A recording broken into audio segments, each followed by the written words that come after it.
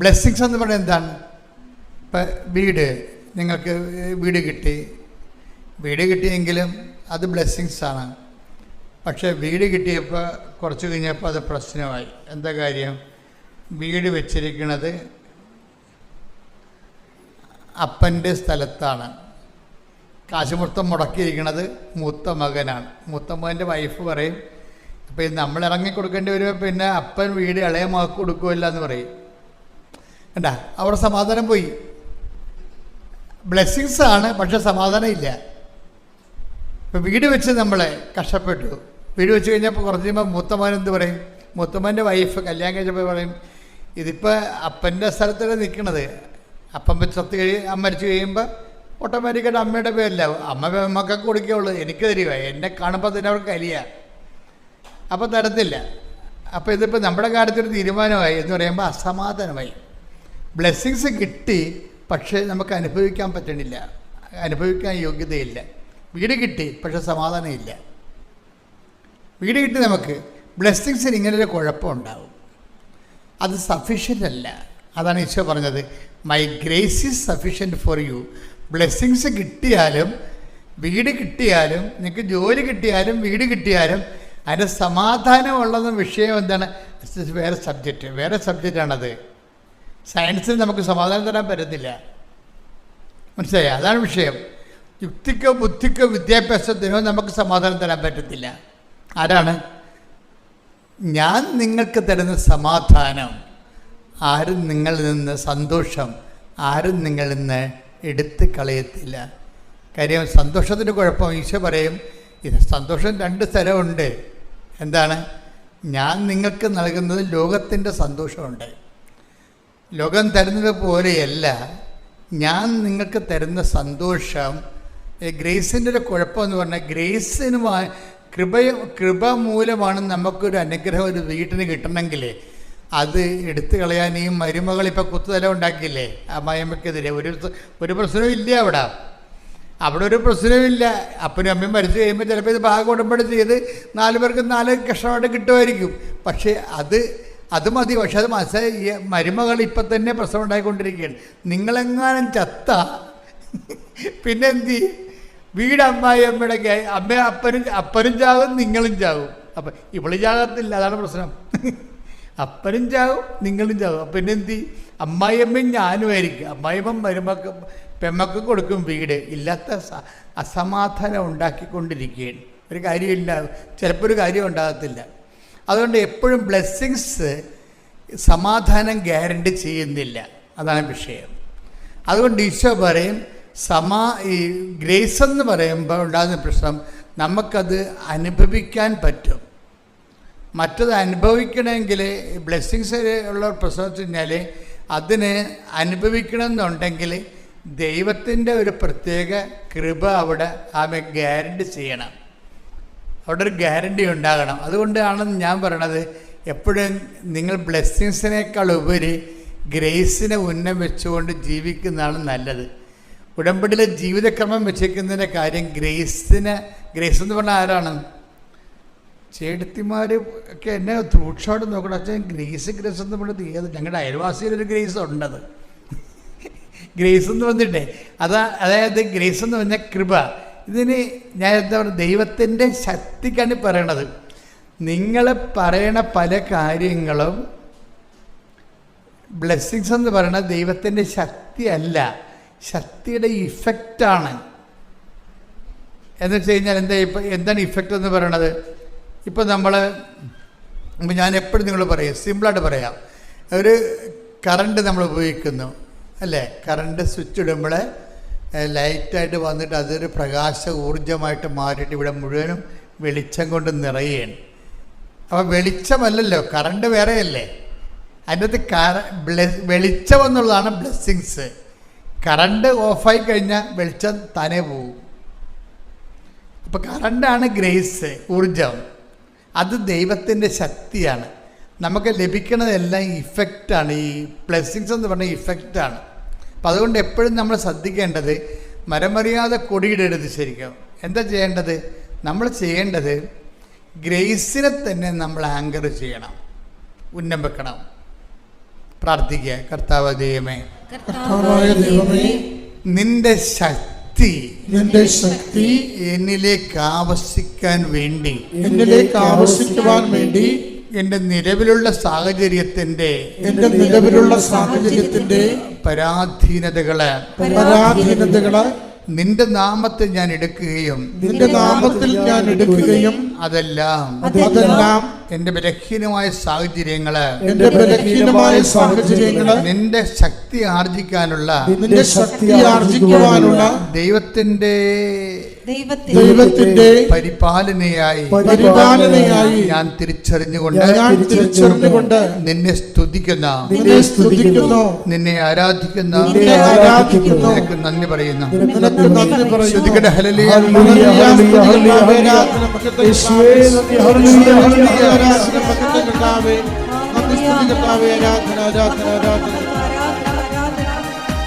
ഇതുകൊണ്ടാണ് ഈ ബലഹീനത എന്ന് പറയണത്. ഇപ്പം എല്ലാ കാര്യങ്ങൾക്കും ഒരു നടക്കാത്ത, ഇപ്പം ജോലി കിട്ടാത്ത അവസ്ഥ, അതാണ് ബലഹീനത.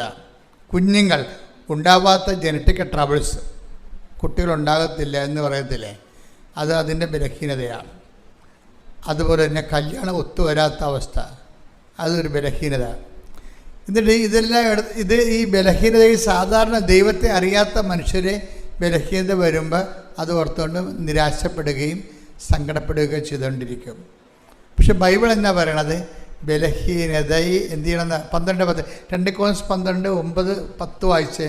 അവിടുന്ന് എന്നോട് അരുളി ചെയ്തു, നിനക്ക് എന്റെ കൃപ മതി.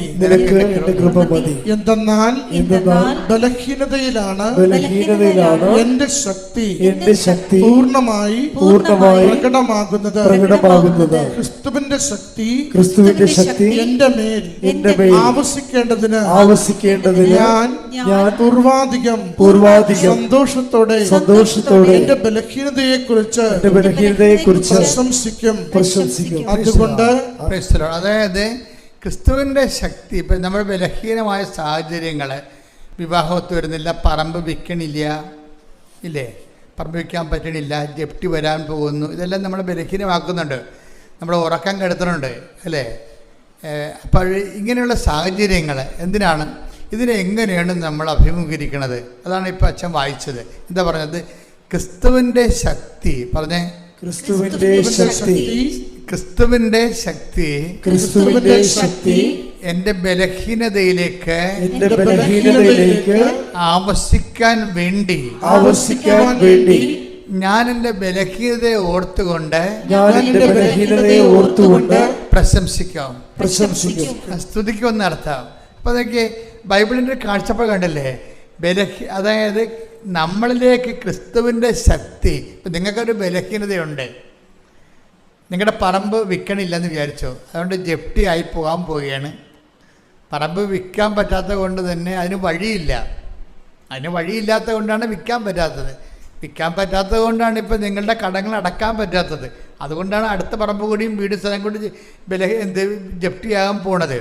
ഇപ്പം അങ്ങനെ വരുമ്പോഴേ ഇതെല്ലാം നമ്മളെ നമുക്ക് ഉറക്കം പോകും, ഉറക്കം പോവും. ഭാവിയെക്കുറിച്ച് നമുക്കൊരു ഐഡിയ ഉണ്ടാകത്തില്ല. നമ്മൾ ആകപ്പാടെ പെട്ടുപോയില്ലെന്ന് ഓർക്കും. ഇപ്പം നമ്മൾ ചില ആൾക്കാർ സ്മോളടിച്ച് നടക്കും, ചില ആൾക്കാർ വീട്ടിൽ കയറത്തില്ല. വീട്ടിൽ കയറിയ ഭാര്യ ചോദിക്കും, എന്താ പോയിട്ട് എന്തായി, നടന്നോ എന്നൊക്കെ ചോദിക്കുമ്പോൾ നടക്കാത്ത കൊണ്ട് പുള്ളിക്ക് സങ്കടമായിരിക്കും. പുള്ളി വന്ന് കിടക്കും, നീ ഒന്നും മിണ്ടാതിരി, നിൻ്റെ നാവ് വായിലിടാൻ പറയും. എന്നുവെച്ചാൽ ഇവർ പെണ്ണുങ്ങളെ സ്വഭാവം, നിങ്ങളുടെ സ്വഭാവം അറിയാമല്ല, ചുമ്മാ കണാ എപ്പോഴും പറഞ്ഞുകൊണ്ടിരിക്കും, ഒന്നും ചെയ്യത്തുമില്ല, ഇപ്പോൾ ചെയ്യണവനെ കൊണ്ട് ചെയ്യിക്കത്തുമില്ല. എപ്പോഴും ഇങ്ങനെ, ചിലരുമല്ല, ചില ആൾക്കാർ ഭയങ്കര തലവേദനയായിരിക്കും. കാര്യം അതുകൊണ്ട് തന്നെ ഇവർ ചിലർ വീട്ടിൽ കയറത്തില്ല. അവർ നിങ്ങൾ എഴുന്നേക്ക് ഉടനുമ്പോൾ തന്നെ അവർ വീട്ടിൽ നിന്ന് പോകും. എന്താ കാര്യം? വീട്ടിൽ കയറേണ്ട കാര്യമില്ല, സമാധാനമാണ്. മനുഷ്യനെ വെറുതെ ഭ്രാന്ത് പിടിപ്പിക്കും. കാര്യം ഭ്രാന്ത് പിടിപ്പിക്കുമല്ല, കാര്യം നിങ്ങൾക്ക് തന്നെ ടെൻഷൻ അടിച്ച് ഭ്രാന്താവും. ആ ഭ്രാന്ത് ആരെങ്കിലും കൊടുക്കണം വേണ്ടി കൈ കെട്ടണവൻ്റെ അടുത്തും മക്കളുടെ അടുത്തും ഭർത്താവിൻ്റെ അടുത്തൊക്കെ പറഞ്ഞ് എല്ലാത്തിനും ഭ്രാന്ത് പിടിപ്പിക്കും. അപ്പോൾ ബൈബിൾ പറയണത് ഇങ്ങനെ ഭ്രാന്ത് പിടിപ്പിച്ച് കഴിഞ്ഞാൽ ഈ വെള്ളം കുടിക്കണവനൊക്കെ ദാഹിക്കും. അതാ പറഞ്ഞത്. അതായത് ഇങ്ങനെ അങ്ങോട്ടും ഇങ്ങോട്ടും പഴുതുകാരി ഭ്രാന്ത് പിടിപ്പിച്ച് ഭർത്താവിനെ വീട്ടിൽ നിന്ന് ഇറക്കി വിട്ടിട്ട് നാട്ടിൽ നിൽക്കാൻ പറ്റാത്ത രീതിയിലൊക്കെ ഉണ്ടാക്കിയിട്ട് അങ്ങനെ ഓടിയാൽ ഇവിടം വരെ ഓടാനാണ്. നാട്ടുഭാഷ പറഞ്ഞാൽ ഓൻ തോടിയ വെയിൽ വരെ ഓടും. അതുതന്നെ ഈശോ വേറൊരു ഭാഷ പറഞ്ഞതേ ഉള്ളൂ. ഓൻ തോടിയ വെയിൽ വരെ ഓടും, ചെമ്മീൻ ചാടിയ ചട്ടി വരെ. നിങ്ങൾക്ക് ബഹളം ഉണ്ടാക്കി കഴിഞ്ഞാൽ നിങ്ങൾക്ക് വേണമെങ്കിൽ വല്ല മഠത്തിന് പോയി നിൽക്കാം. 2 ആഴ്ച കഴിഞ്ഞപ്പോൾ പിന്നെ ഇപ്പോൾ ഈ മണ്ണഞ്ചേരിയിലെ പോലീസുകാർ നല്ല രസമാണ്. ഇടയ്ക്കിടയ്ക്ക് വിളിക്കും, ഏലിയാമ്മ ഉണ്ട് അവിടെ. ഏത് ഏലിയാമ്മ? അപ്പോൾ ഇവിടെ നിന്ന് പറയും ഏലിയാമ്മയൊക്കെ നോക്കി നടക്കും. ഇന്നലെ ലക്ഷത്തെ കൊണ്ട് നോക്കണപ്പോൾ ഉണ്ടായിരുന്നു. നോക്കിയപ്പോൾ ഉണ്ട് ഏലിയാമ്മ അകത്ത് കുത്തിയിരിക്കും. 2-3 ദിവസമായി അകത്തിരിക്കണത്. അവിടെ നിന്ന് പോയി കഴിഞ്ഞാൽ ഇവിടെ വന്ന് ഇരിക്കാം, കുറച്ച് കഴിയുമ്പോൾ പോലീസ് പിടിച്ചിട്ട് പോകും. ഇങ്ങനെയൊന്നും വിഷയങ്ങൾ പരിഹരിക്കാൻ പറ്റത്തില്ല. അതൊക്കെ സ്വാഭാവികമായിട്ട് മഠത്തിൽ പോയി നിൽക്കുക, അല്ലെങ്കിൽ കെട്ടിച്ച വീട്ടിലേക്ക് നമുക്ക് എത്ര കാലം പോയി നിൽക്കാൻ പറ്റും? നമുക്ക് ആദ്യത്തെ 10 കൊല്ലം പോയി നിൽക്കാൻ പറ്റത്തുള്ളൂ.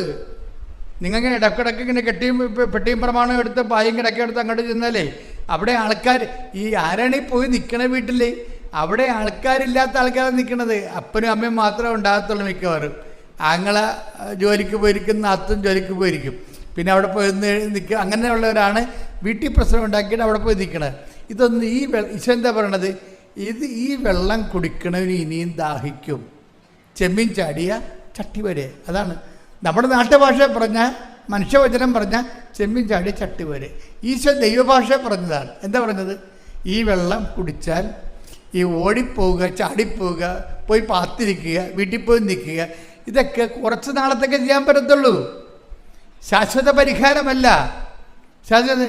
ഞാൻ നിങ്ങൾക്ക് തരുന്ന വെള്ളം കുടിക്കുന്നവന് പറഞ്ഞ ഞാൻ നിങ്ങൾക്ക് നൽകുന്ന വെള്ളം കുടിക്കുന്നവൻ ഒരിക്കലും ദാഹിക്കത്തില്ല, ഒരിക്കലും ദാഹിക്കുകയില്ല. കൈയടിച്ച് സ്തുതിക്കട്ടെ. ഹല്ലേലൂയ. ഹല്ലേലൂയ, ഹല്ലേലൂയ, ഹല്ലേലൂയ, ഹല്ലേലൂയ, ഹല്ലേലൂയ, ഹല്ലേലൂയ. യേശുവേ നന്ദി. ഹല്ലേലൂയ, ഹല്ലേലൂയ, ഹല്ലേലൂയ, ഹല്ലേലൂയ, ഹല്ലേലൂയ, ഹല്ലേലൂയ. സ്തുതി കർത്താവേ, ആരാധന. ഈശോ മിശിഹായ്ക്ക് സ്വീകരിക്കട്ടെ. ഞാൻ കട്ടപ്പന ഫൊറോനയുടെ കീഴിലുള്ള കൽത്തൊട്ടി ഇടവകയിൽ നിന്ന് വരുന്നു. ഞാനിവിടെ ആദ്യമായി വന്ന ഉടമ്പടി എടുത്തത് 2023 സെപ്റ്റംബർ മാസമാണ്. അന്ന് ഞാൻ ഉടമ്പടി എടുക്കാൻ ഉണ്ടായ കാരണം എൻ്റെ അമ്മയുടെ അനിയത്തി, എൻ്റെ പേര് ജോബിൻ എന്നാണ്. ഞാൻ 2023 ഉടമ്പടി എടുക്കാനുണ്ടായ കാരണം എൻ്റെ അമ്മയുടെ അനിയത്തി ഇവിടെ വന്ന് സ്ഥിരമായി ഉടമ്പടി എടുത്ത് പ്രാർത്ഥിക്കുകയും പല നിയോഗങ്ങളും കാര്യങ്ങളും ആൻറ്റിക്ക് നടന്നു കിട്ടുകയും ചെയ്തു എന്ന് പറഞ്ഞപ്പോൾ ആൻറ്റിയുടെ കൂടത്തെ ഞങ്ങൾ ഫാമിലിയായിട്ട് വന്ന് കണ്ടുപോകാമെന്ന് വിചാരിച്ച് വന്നതാണ്. ഏതായാലും വന്ന് ആ സമയങ്ങളിലൊന്നും വളരെ ശക്തമായി പ്രത്യേകിച്ച് പ്രാർത്ഥിച്ച് പഴകിയ കുറേ നിയോഗങ്ങൾ കിട്ടിയാലെന്ന് ഉറപ്പുണ്ടായ കുറേ കാര്യങ്ങളൊക്കെ ഉള്ളതുകൊണ്ട് പ്രത്യേകിച്ച് പറയേണ്ടെന്ന് തോന്നിയുകൊണ്ട് അന്നും പ്രത്യേകിച്ച് നിയോഗങ്ങളൊന്നും സമർപ്പിച്ചില്ലായിരുന്നു. പിന്നെ കുറച്ച് നാൾ അടുത്ത പുതുക്കലിൻ്റെ സമയമൊക്കെ ആയപ്പോഴത്തേക്കും വന്ന് പുതുക്കിയപ്പം ഞാൻ മാതാവിനോട് പറഞ്ഞു, വർഷങ്ങളായിട്ട് ഞങ്ങൾ പാരമ്പര്യമായിട്ട് കിട്ടിയ സ്വത്തിൻ്റെ അകത്ത് വീട് വെച്ച് താമസിക്കുന്നവരായിരുന്നു. അങ്ങോട്ട് വീട്ടിൽ സ്വന്തമായിട്ട് 2-3 വണ്ടി ഉണ്ടെങ്കിൽ പോലും വീട്ടിലേക്ക് വണ്ടിയൊന്നും വരികയില്ല. പിന്നെ വേനൽ മൂത്തിട്ടുണ്ടെങ്കിൽ കൂടുതലായിട്ടുണ്ടെങ്കിൽ കുടിക്കാൻ വെള്ളമില്ല. അപ്പോൾ വണ്ടി സൗകര്യം ഇല്ലാത്തതുകൊണ്ട് തന്നെ കുടിവെള്ളം ഇല്ലെന്നായി കഴിയുമ്പം പിന്നെ വണ്ടിക്ക് ഇറങ്ങാൻ പോലെയുള്ള ഒരു സാഹചര്യമില്ല. മറ്റുള്ളവർ ഏതെങ്കിലും വീട്ടിൽ പോയി അയലോക്കത്തെ ഒരു ചേട്ടൻ്റെ വീട്ടിൽ നിന്നായിരുന്നു വെള്ളം തന്നുകൊണ്ടിരുന്നത്. അത് വേനൽ മൂത്ത് കഴിയുമ്പോൾ അവിടുത്തെ കുളം പറ്റിപ്പോകുന്നതുകൊണ്ട് വെള്ളം കിട്ടാത്ത സാഹചര്യങ്ങളൊക്കെ വന്നു. അപ്പം ഈ ഒരു സാഹചര്യങ്ങളൊക്കെ നിലനിൽക്കുന്ന സമയത്ത് അവിടെ താമസിക്കാൻ യാതൊരു സൗകര്യമില്ലാത്ത സമയത്ത് അടുത്ത നിയോഗമായിട്ട് നമുക്ക് കൃപാസനത്തിൽ ഈ വഴി സൗകര്യം വരുവാണെങ്കിൽ കുഴൽക്കിണറടിച്ചാണേലും വെള്ളം ഉണ്ടാക്കാൻ പറ്റുമായിരിക്കും. അതുകൊണ്ട് ഒരു വഴി കിട്ടാൻ വേണ്ടി പ്രാർത്ഥിക്കാമെന്നും പറഞ്ഞുകൊണ്ട് വഴി ഞങ്ങൾ ഉപ്പിട്ട് മാതാവിൻ്റെ ഇവിടുന്ന് കൊണ്ടുപോയി ഉപ്പിട്ട് പ്രാർത്ഥിച്ചു.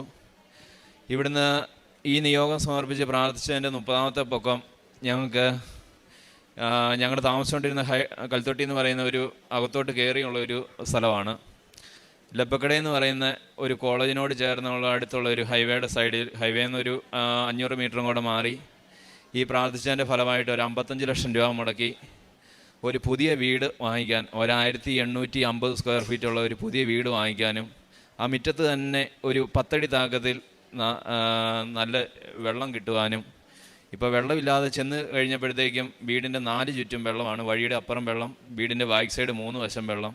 അപ്പം വെള്ളത്തിൻ്റെ പരാതി അതോടെ തീർന്നു.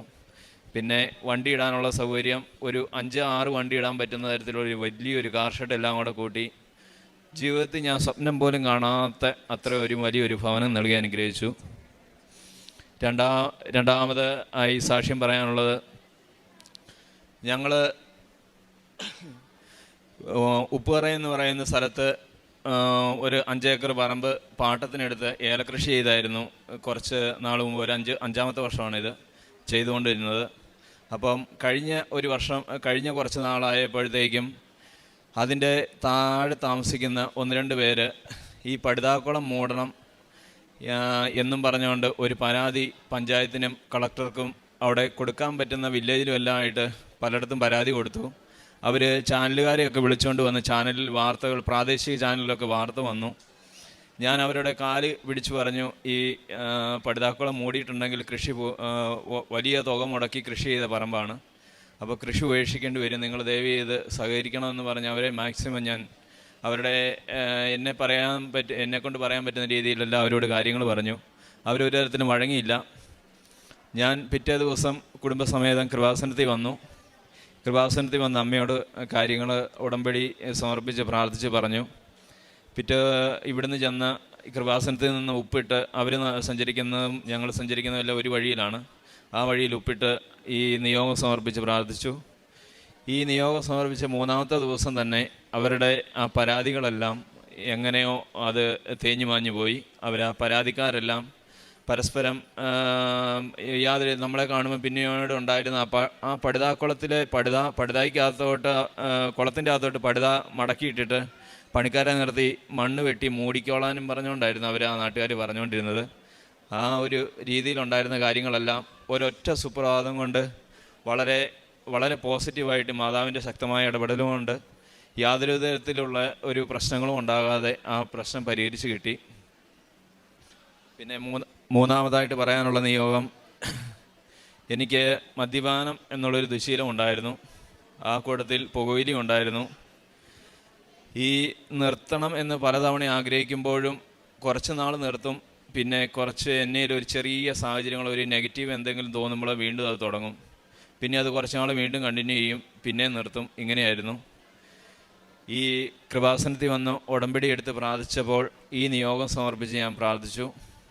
ആ ദുശീലം എന്നിൽ നിന്ന് എടുത്തു മാറ്റാൻ മാതാവ് എനിക്ക് കൃപ തന്നു. പിന്നെ അടുത്തതായിട്ട് പറയാൻ ഉദ്ദേശിക്കുന്ന എൻ്റെ നിയോഗം, വീട്ടിൽ ഈ പലതരത്തിലുള്ള അസ്വസ്ഥതകളുണ്ടായിരുന്നു. എന്ന് വെച്ചാൽ എന്നേലും പറഞ്ഞു വരുമ്പോഴത്തേക്ക് ഒരു കാരണമില്ലാതെ ഞങ്ങൾ തമ്മിൽ ഞാനും അമ്മയായിട്ട് എപ്പോഴും വഴക്കുണ്ടാകും. എന്ന് വെച്ചാൽ നമ്മൾ വിചാരിക്കാത്ത ഒരു കാര്യങ്ങൾക്കായിരിക്കും ഈ വഴക്കുണ്ടാകുന്നത്. ഇത് എന്തുകൊണ്ടാണ് ഈ വഴക്കുണ്ടാകുന്നതെന്ന് പലപ്പോഴും വഴക്ക് കഴിഞ്ഞ് കഴിയുമ്പോൾ ഞാൻ ഓർത്തിട്ടുണ്ട്. അതെന്താണെന്ന് മനസ്സിലാകാതെ പലതവണ ദുഃഖിച്ചിട്ടുണ്ട്. ഈ നിയോഗം സമർപ്പിച്ച് ഞാൻ മാതാവിനോട് പ്രാർത്ഥിച്ചു. എന്താണേലും ഇപ്പം ഞങ്ങളുടെ ഭവനം വളരെ സമാധാനത്തിനും സന്തോഷത്തിലുമാണ് പോകുന്നത്. അതിന് ഞാൻ മാതാവിനോട് നന്ദി പറയുന്നു. എൻ്റെ കുട്ടികൾ പഠിച്ചുകൊണ്ടിരുന്ന അവിടെ ഒരു സാധാരണ എയ്ഡഡ് സ്കൂളിലായിരുന്നു. അവിടെ ഞങ്ങൾ ആദ്യം താമസിച്ചുകൊണ്ടിരുന്നിടത്തൊന്നും നല്ല സ്കൂളിൻ്റെ വണ്ടികൾ വരാറില്ലായിരുന്നു. പുതിയ വീടും പുതിയ സൗകര്യങ്ങളും മാതാവ് തന്നു കഴിഞ്ഞപ്പോൾ അവരെ ഡോൺ ബോസ്കോ എന്ന് പറയുന്ന കട്ടപ്പന ഒരു നല്ല സ്കൂളിലേക്ക് പിള്ളേരുടെ വിദ്യാഭ്യാസം മാറ്റാനും അങ്ങനെ മനസ്സിന് സന്തോഷകരമായ രീതിയിൽ വരുമാനം, നമ്മൾ ആഗ്രഹിക്കുന്ന കാര്യങ്ങളൊക്കെ ചെയ്യാനുള്ള രീതിയിൽ സാമ്പത്തികമായിട്ടും മാതാവ് ഉയർത്തി. ഏലത്തോട്ടത്തിൽ നമ്മൾ പ്രതീക്ഷിക്കാത്ത അത്തരം വിളവുകൾ കിട്ടാനും അതുവഴി സാമ്പത്തിക ഞെരുക്കങ്ങളൊന്നും ഇല്ലാതെ കുടുംബ ഭദ്രതയോടെ കൊണ്ടുപോകാനും സാധിച്ചു. പിന്നെ ഞാൻ നിലവിൽ ഇതുമായിട്ട് ബന്ധപ്പെട്ട് ചെയ്തുകൊണ്ടിരുന്നതെന്ന് പറഞ്ഞാൽ, കാഞ്ഞിരപ്പള്ളി രൂപതയുടെ തമ്പലക്കാട് എന്ന് പറയുന്ന സ്ഥലത്ത് പെനുവേൽ ഇമ്മാനുവൽ ആശ്രമം എന്ന് പറയുന്ന ഒരു ധ്യാന കേന്ദ്രമുണ്ട്. അവിടെ എല്ലാ ദിവസവും 10-ാം തീയതി മുതൽ 17-ാം തീയതി വരെ മദ്യപാനികൾക്ക് വേണ്ടി ധ്യാനമുണ്ട്. ഞാൻ എൻ്റെ പരിചയത്തിലുള്ളവരെയും, ഞാൻ അവിടെ ധ്യാനത്തിന് പോയിട്ടുള്ള ആളാണ്, ഞാൻ എൻ്റെ പരിചയത്തിലുള്ളവരെയും കൂട്ടുകാരെയെല്ലാം എൻ്റെ വാഹനത്തിൽ കയറ്റിക്കൊണ്ട് അവരെ ധ്യാനത്തിന് കൊണ്ടുപോവുകയും അവിടെ പോയി ധ്യാനത്തിന് പോകാൻ മിക്കവാറുമുള്ള മദ്യപാനികൾക്ക് സാമ്പത്തികമായിട്ട് എന്തെങ്കിലുമൊക്കെ പ്രശ്നങ്ങളുള്ളവരായിരിക്കും. അവിടെ ഞാൻ എൻ്റെ നിയോഗം സമർപ്പിച്ച് മദ്യപാനികളെ കൊണ്ടുപോയി അവിടെ ധ്യാനം കൊടുക്കുക, അവരുടെ സാമ്പത്തിക ചിലവുകളെല്ലാം നോക്കുകയും പിന്നെ തമ്പലക്കാടുമായിട്ട് ബന്ധപ്പെട്ട് ഞങ്ങൾ വർഷങ്ങളായിട്ട് വരുമാനത്തിൻ്റെ 10-1 ദശാംശം കൊടുത്തുകൊണ്ടിരിക്കുന്ന ആൾക്കാരാണ്. അത് ഏത് പ്രതിസന്ധി സാഹചര്യങ്ങളിലും ഞെരുക്കങ്ങളിലും ഉള്ള വരുമാനത്തിൻ്റെ 10-1 ഞങ്ങൾ ദശാംശം കൊടുക്കും. ഒന്നെങ്കിൽ രോഗികൾക്ക് അല്ലെങ്കിൽ അതുമായിട്ട് ബന്ധപ്പെട്ട അർഹതയുള്ള എന്ന് തോന്നുന്ന മാതാവ് കാണിച്ചു തരുന്ന ആർക്കെങ്കിലും ദശാംശം കൊടുത്ത് ജീവിച്ചുകൊണ്ടിരുന്നതാണ്. അങ്ങനെ ദശാംശവും കൂടെ കൊടുത്ത് തമ്പലക്കാടുമായിട്ട് ബന്ധപ്പെട്ട് പ്രവർത്തിക്കാനായിട്ട് ഈ കഴിഞ്ഞ കുറേ നാളുകളായിട്ട് എനിക്ക് സാധിക്കുന്നുണ്ട്. അതാണ് ഞാൻ ചെയ്തുകൊണ്ടിരിക്കുന്ന പ്രേക്ഷിത പ്രവർത്തനം. അതുകൂടാതെ ഞാൻ പറയാൻ വിട്ടുപോയ കാര്യമാണ്, ഞാൻ എല്ലാ ദിവസവും പള്ളി പോകുവാനും കൃപാസനത്തിൽ വന്ന് ഉടമ്പടി എടുക്കുമ്പോൾ തന്നെ ഞാൻ എല്ലാ ദിവസവും പള്ളിയിൽ പോകുന്ന വ്യക്തിയായിരുന്നു. അത് എടുത്തു കഴിഞ്ഞും എല്ലാ ദിവസവും നന്നായിട്ട് ഒരു ദിവസം പോലും മുടങ്ങാതെ, കുറച്ച് ദിവസങ്ങളിലൊക്കെ 1-2 ദിവസം മുടങ്ങിയിട്ടുണ്ട്. എന്ന് വെച്ചാലും ഏറ്റവും നല്ല രീതിയിൽ പള്ളി പോകുവാനും, അതും കുഞ്ഞുങ്ങളെ കൂട്ടിക്കൊണ്ട് 2 വയസ്സുള്ള എൻ്റെ പെങ്കൊച്ചു മുതൽ എല്ലാ ദിവസവും പള്ളി വരുന്ന ആളായിരുന്നു. അങ്ങനെ ദൈവത്തോട് ചേർന്ന് ജീവിക്കാൻ ഉള്ളൊരു സാഹചര്യം മാതാവ് എനിക്ക് ഒരുക്കി തന്നു. ജീവിതത്തിൽ ഇത്രയേ അധികം സൗകര്യങ്ങളും അനുഗ്രഹങ്ങളും ചെയ്തു തന്ന കൃപാസന മാതാവിനും ദൈവകുമാരനും എൻ്റെ ജീവിതത്തിൽ ഞാൻ പ്രതീക്ഷിക്കാത്ത പല മേഖലകളിലും മാതാവ് കൈവച്ചു. ഞാൻ പല കാര്യങ്ങളും എൻ്റെ ജീവിതത്തിൽ ഒരിക്കലും നടക്കുകയില്ലെന്ന് ചിന്തിച്ച ആളായിരുന്നു. നമ്മൾ നടക്കുകയില്ല എന്ന് വിചാരിക്കുന്ന ഏത് കാര്യമാണോ അത് ആയിരിക്കും മാതാവ് ഏറ്റവും ആദ്യം നടത്തി തരുന്നതെന്ന് ഇവിടെ വന്ന് ഉടമ്പടി എടുത്തു കഴിഞ്ഞപ്പോഴാണ് എനിക്ക് മനസ്സിലായത്. വർഷങ്ങളധികം പ്രാർത്ഥിച്ച്, ഞാൻ ഓർമ്മ വെച്ച കാലം മുതൽ പ്രാർത്ഥിച്ച പല കാര്യങ്ങളും 30 ദിവസം കൊണ്ട് ഉടമ്പടി എടുത്തു കഴിഞ്ഞ് ഇവിടെ വന്ന് സാധിച്ചു കിട്ടിയിട്ടുണ്ട്. അത്രയധികം വർഷങ്ങളുടെ ഗ്യാപ്പ് മാതാവിൻ്റെ ഉടമ്പടി ഫലമായിട്ട് സമയച്ചുരുക്കത്തിൻ്റെ മാതാവ് കൊണ്ട് വന്ന് നിസ്സാര സമയം കൊണ്ട് നമ്മൾ പ്രതീക്ഷിക്കാത്ത സമയത്തിൽ ആ നിയോഗങ്ങളെല്ലാം സാധിച്ചു കിട്ടാൻ മാതാവും തിരുക്കുമാരനും ഞങ്ങളെ അനുഗ്രഹിച്ചു. ഇനിയുള്ള കാലവും മാതാവിനും തിരുക്കുമാരനും അതീതനായി ജീവിച്ചു കൊള്ളാമെന്ന് ഞാൻ വാക്കുകൊടുക്കുന്നു. ഇത്ര അനുഗ്രഹങ്ങൾ തന്ന മാതാവിനും തിരുക്കുമാരനും 1000 നന്ദി പറഞ്ഞുകൊണ്ട് ഞാൻ നിർത്തുന്നു. സ്തുതിയായിരിക്കട്ടെ. എൻ്റെ പേര് വിദ്യ BS. ഞാൻ വരുന്നത് തിരുവനന്തപുരം ജില്ലയിലെ നെയ്യാറ്റിൻകര രൂപതയിലെ ഉണ്ടൻകോട് ഇടവകയിൽ നിന്നാണ്. ഇപ്പോൾ വരുന്നത് ഇടുക്കി ജില്ലയിലെ പീരുമേട് പാമ്പനാർ ഇടവകയിൽ നിന്നാണ്. ഞാൻ ഉടമ്പടി എടുത്തിട്ട് 2022 ഒക്ടോബർ 17-ാം തീയതിയാണ് ഉടമ്പടി എടുത്തത്. 8 പുതുക്കൽ കഴിഞ്ഞു. വളരെ സാമ്പത്തിക ഞെരുക്കത്തിനിടയിൽ നിന്നാണ് ഈ ഉടമ്പടി എടുക്കാനായി ഇവിടെ കടന്നു വരുന്നത്. ഞങ്ങളുടെ BCCയിലെ ഒരു ആൻറ്റിയുടെ വിശ്വാസ സാക്ഷ്യം കേട്ടിട്ടാണ് ഈ അൾത്താരയിലേക്ക് കടന്നു വരുന്നത്. ജോലി ലഭിക്കുക എന്നുള്ളതായിരുന്നു 1ാം നിയോഗമായിട്ട് സമർപ്പിച്ചിരുന്നത്, ഹൈസ്കൂൾ അധ്യാപികയായിട്ട്. അപ്പോൾ ആ ക്വാളിഫിക്കേഷൻ നേടി ഒരു 13 വർഷത്തോളമായി ജോലിക്ക് ശ്രമിക്കുകയായിരുന്നു. പക്ഷേ ലഭിച്ചിരുന്നില്ല.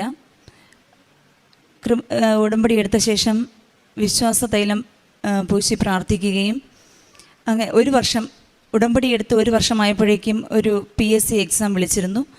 അതിൽ ഓപ്ഷൻ സെലക്ട് ചെയ്തതും പ്രാർത്ഥിച്ചിട്ടായിരുന്നു. ഇടുക്കി ജില്ല സെലക്ട് ചെയ്തത്. മറ്റൊരാളോടും അഭിപ്രായം ചോദിക്കാൻ സാധിച്ചില്ല. പ്രാർത്ഥിക്കുന്ന ഞങ്ങളുടെ പ്രാർത്ഥനാ പീഠത്തിന് മുന്നിലിരുന്ന് ലോട്ടിട്ടായിരുന്നു ഇടുക്കി ജില്ല സെലക്ട് ചെയ്തത്. ആദ്യം സെലക്ട് ചെയ്യുമ്പോൾ അവിടെ ഒരു ഒഴിവ് മാത്രമേ റിപ്പോർട്ട് ചെയ്തിട്ടുണ്ടായിരുന്നുള്ളൂ. പക്ഷേ അത് ആ എക്സാം ആകുമ്പോഴേക്കും അവിടെ 16 ഒഴിവുകൾ റിപ്പോർട്ട് ചെയ്തതായി അറിയാൻ സാധിച്ചു. അതുതന്നെ വലിയ അനുഗ്രഹമായിരുന്നു. അതിനുശേഷം ഡിസംബർ 7-ാം തീയതി നമ്മുടെ കൃപാസനത്തിൽ അമ്മ മാതാവ് പ്രത്യക്ഷപ്പെട്ട ആ ദിവസം ഒരു ഗുഡ് ന്യൂസ് കിട്ടണേ എന്ന് പ്രാർത്ഥിച്ചിരുന്നു. അന്നായിരുന്നു ആദ്യമായി PSCയിൽ നിന്നും ഇതിനായി ഒരു മെസ്സേജ് വരുന്നത്. ആ മെസ്സേജ് വന്നപ്പോൾ തന്നെ വളരെ സന്തോഷമായി. ഉറപ്പായിരുന്നു ഈ ജോലി ലഭിക്കുമെന്ന്. കാരണം PSCയിൽ 1ാം റാങ്ക് ലഭിച്ചാൽ പോലും നമുക്ക് ജോലി ലഭിക്കുമെന്ന് യാതൊരു ഉറപ്പും പറയാൻ പറ്റാത്തൊരു സാഹചര്യമാണ്. പക്ഷേ ഇത് ആ ദിവസം കിട്ടിയ സന്ദേശമായതുകൊണ്ട് ഉറപ്പായിരുന്നു. പരീക്ഷയും നല്ല രീതിയിൽ പഠിച്ചിട്ടല്ല ഈ പരീക്ഷയ്ക്ക് പോയതെങ്കിലും അമ്മയുടെ കാരുണ്യം കൊണ്ട് വളരെ നല്ല രീതിയിൽ പരീക്ഷ വളരെ സന്തോഷത്തോടെ എഴുതി പൂർത്തിയാക്കാൻ സാധിച്ചു. ഈ ജോലി ലഭിക്കുന്നത്, അഡ്വൈസ് ലഭിക്കുന്നത് ഒക്ടോബർ 17 ഞാനിവിടെ ഉടമ്പടി എടുത്തത്. അതേ ദിവസം 2 വർഷം കഴിഞ്ഞ് അതേ ദിവസം ഒക്ടോബർ 17 DD ഞങ്ങൾക്ക് ഈ അപ്പോയിൻമെൻറ്റ് ലെറ്ററിൽ സൈൻ ചെയ്യുന്നത്. അത് തന്നെ എൻ്റെ പ്രാർത്ഥനയുടെ അല്ലെങ്കിൽ അതുവരെയുള്ള അനുഭവമല്ല, ഇവിടെ കൃപാസനത്തിൽ വന്നതിൻ്റെ സമ്മാനമാണ്, അമ്മ തന്ന സമ്മാനമാണ് എന്നുള്ളതിന് ഏറ്റവും വലിയ തെളിവായിരുന്നു ആ ഒക്ടോബർ 17. 13 വർഷങ്ങളായി കാത്തിരിക്കുകയായിരുന്നു ഈ ഒരു ജോലിക്കായിട്ട്. പിന്നെ രണ്ടാമത്തെ സാക്ഷ്യം എന്ന് പറയുന്നത് കൈവിരലിൽ, വലത് കൈയിൽ ചെറുവിരലിനടുത്തായി ഒരു എല്ല് വളർച്ചയുണ്ടായിരുന്നു. അത് നീളം കൂടി വരുന്നുണ്ടായിരുന്നു. അപ്പോൾ അത് ഇവിടെ നിയോഗം സമർപ്പിച്ച് പ്രാർത്ഥിച്ചു. അന്ന് ഞങ്ങളിവിടെ ഉടമ്പടി പുതുക്കലിന് വന്ന് മടങ്ങിപ്പോകുന്ന വഴിക്ക് അത് പൂർണ്ണമായും ഭേദമായത് മനസ്സിലാക്കി. പക്ഷേ അതിനുശേഷം വന്ന് സാക്ഷ്യം പറയാനായിട്ട് കഴിഞ്ഞില്ല. അത് വീണ്ടും ആ മുഴ അല്ല, ഒരു ചെറിയൊരു എല്ല് വളർച്ച അത് വീണ്ടും രൂപപ്പെട്ടു. പക്ഷെ അത് ഇനി സാക്ഷ്യം പറഞ്ഞോളാം എന്ന് പറഞ്ഞ് വീണ്ടും ഉടമ്പടി തൈലം പൂശി പ്രാർത്ഥിച്ചു.